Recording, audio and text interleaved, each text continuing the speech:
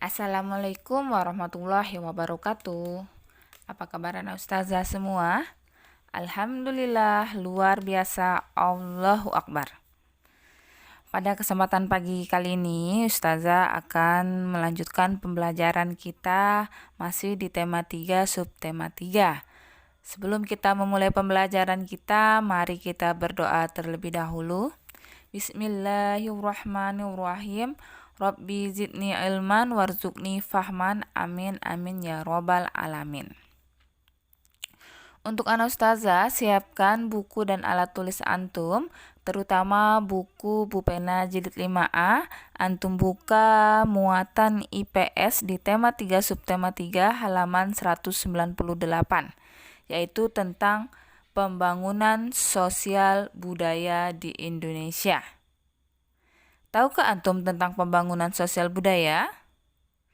Pembangunan sosial budaya adalah pembangunan yang mencakup kehidupan sosial dan budaya di masyarakat. Ya. Dari pembangunan sosial budaya ini terdapat keragaman sosial budaya. Keragaman sosial budaya merupakan modal pembangunan nasional. Modal pembangunan nasional itu ya tadi pembangunan sosial budaya. Pembangunan merupakan segala upaya yang dilakukan secara terencana dalam melakukan perubahan dengan tujuan memperbaiki dan meningkatkan taraf hidup masyarakat, kesejahteraan, dan kualitas manusia. Sudahkah antum mendukung pembangunan sosial budaya selama ini? Dengan membeli produk hasil karya budaya daerah-daerah di Indonesia, berarti kamu juga telah berpartisipasi dalam proses pembangunan sosial budaya di Indonesia ya. Indonesia merupakan negara yang kaya akan keragaman, baik agama, suku, bahasa, pakaian tradisional, adat istiadat, dan sosial dan lain-lain ya. Keragaman sosial budaya tumbuh dan berkembang membentuk kebudayaan sesuai daerah masing-masing. Keragaman ini mendorong pembangunan sosial budaya di Indonesia. Bahwa bidang pembangunan sosial itu ada beberapa bidang, ada kesehatan, pendidikan, kesejahteraan sosial, kebudayaan, pariwisata, kependudukan, pemuda dan olahraga, dan sebagainya, dan lain-lain, masih banyak lagi. Itu adalah beberapa bidang pembangunan di bidang sosial. Upaya untuk membangun sosial budaya yang harus kita lakukan, yang pertama adalah membudidayakan semangat gotong royong ya. Yang kedua adalah tolong menolong antar masyarakat. Yang ketiga, membiasakan musyawarah mufakat dalam mengambil keputusan. Yang keempat, melestarikan budaya daerah. Yang kelima, menjaga kerukunan antar masyarakat ya. Di sini kita perlu kerjasama untuk bersama-sama mewujudkan cita-cita pembangunan nasional.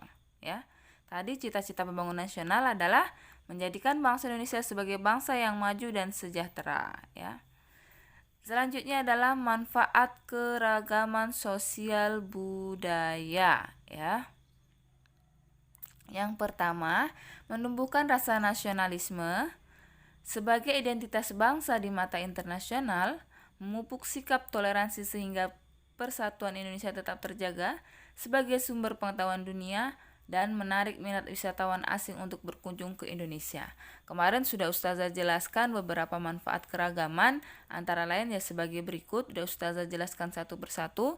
Antum bisa menyimak kembali video Ustazah sebelumnya tentang menumbuhkan rasa nasionalisme seperti apa, sebagai identitas bangsa di mata internasional seperti apa, dan sebagainya ya.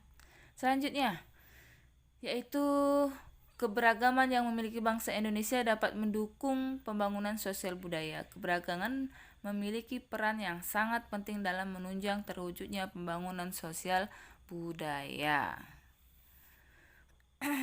Selanjutnya itu tadi Ustazah sudah menjelaskan tentang keragaman sosial budaya di Indonesia. Selanjutnya Ustazah akan menjelaskan muatan PKN, yaitu tentang keragaman di Indonesia. Masih ada hubungannya, yaitu tentang keragaman. Tadi keragaman itu berupa apa saja sih nak? Masih ingat enggak tadi? Keragaman di Indonesia berupa apa saja? Ada adat istiadat, ada suku, budaya, dan agama, masih banyak lagi. Ya, itu adalah salah satu beberapa jenis keragaman di Indonesia. Keragaman di Indonesia meliputi suku, bangsa, agama, budaya, serta kegiatan ekonomi. Masyarakat sebaiknya tetap bersatu meskipun keragaman menimbulkan perbedaan, sesuai dengan semboyan Bhinneka Tunggal Ika. Walaupun berbeda-beda, maka tetap jadi satu jua ya. Selanjutnya yaitu keragaman di Indonesia dalam kehidupan sehari-hari, misalnya dalam organisasi. Tujuan dari organisasi menjadi pemersatu antar anggota karena dilaksanakan dengan semangat kebersamaan, ya. Perbedaan bekerja seorang diri dan kelompok, ya. Manfaat keragaman dalam kelompok dapat saling bertukar pendapat, kita belajar bertoleransi, mampu menyelesaikan masalah dengan kebersamaan. Itu adalah manfaat dari keragaman dalam kelompok. Selanjutnya yaitu berikut ini hal-hal yang bisa kita lakukan agar kerja kelompok menjadi lebih baik, ya. Ketika anak ustazah kerja kelompok atau belajar kelompok, antum bisa memperhatikan hal-hal berikut ini. Memahami dan menyamakan tujuan yang akan dicapai. Memberi kepercayaan satu sama lain agar tercipta suasana yang nyaman. Menciptakan komunikasi yang terbuka, jujur, dan saling menghormati. Mendengarkan pendapat anggota kelompok lain. Mendukung kreativitas dan perbedaan sudut pandang anggota kelompok. Membuat keputusan yang berkualitas dan bertanggung jawab untuk melaksanakannya. Itu hal-hal yang bisa kita lakukan agar kerja kelompok menjadi lebih baik. Dalam kerja kelompok maupun sendiri, di sini mempunyai kelebihan dan kekurangan. Kelebihan bekerja kelompok, pekerjaan berat menjadi ringan, pekerjaan cepat selesai, hasil pekerjaan lebih memuaskan, lebih produktif karena banyak yang diselesaikan, meningkatkan kepedulian, kebersamaan, dan toleransi. Itu adalah kelebihan dari bekerja kelompok. Kekurangannya, ya ini bekerja kelompok ya, bukan bekerja sendiri ya, ini salah ustazah ngetik. Kekurangan bekerja kelompok, tidak semua pendapat dapat digunakan sebagai keputusan. Perbedaan pendapat dapat menimbulkan konflik. Jika tidak kompak, pekerjaan hanya diselesaikan satu atau beberapa anggota. Adanya konflik akan mengganggu pekerjaan kelompok. Itu adalah kekurangan dari bekerja kelompok. Sekarang, kelebihan dari bekerja sendiri. Bekerja sendiri, bekerja dengan keputusan atau pendapat sendiri. Hasil pekerjaan sesuai kemampuan sendiri. Meningkatkan sikap kemandirian. Itu adalah kelebihan dari bekerja sendiri. Kekurangannya, pekerjaan terasa lebih berat, pekerjaan tidak cepat selesai ya. Itu adalah kekurangan bekerja sendiri. Jadi, dapat ustazah simpulkan, bekerja secara berkelompok akan lebih baik daripada bekerja seorang diri. Terkadang, keragaman dapat menyebabkan perselisihan antar anggota. Namun, jika kita dapat menerima keragaman ini, maka keragaman semakin berkuat dan berkaya bangsa. Bekerja sama dalam keragaman mengajarkan kita untuk bertoleransi, ya. Itu penjelasan ustazah tentang muatan IPS dan PKN, ya. Keragaman sosial budaya di Indonesia dan keragaman di Indonesia. Itu saja yang bisa ustazah jelaskan. Mudah-mudahan anak ustazah paham. Antum bisa lebih menyimak buku-buku antum di muatan IPS dan PKN. Lebih antum pelajari lagi. Video ustazah boleh diulang-ulang lagi agar antum paham. Untuk anak ustazah, tugas dan latihan antum hari ini, kerjakan IPS dan PKN, dievaluasi tema subtema 3. Tema 3 subtema 3, muatan IPS dan PKN saja, 1-5 dan 1-5. Berarti ada 10 soal untuk hari ini.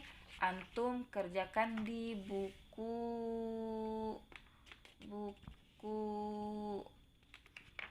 pena antum saja, nggak apa-apa.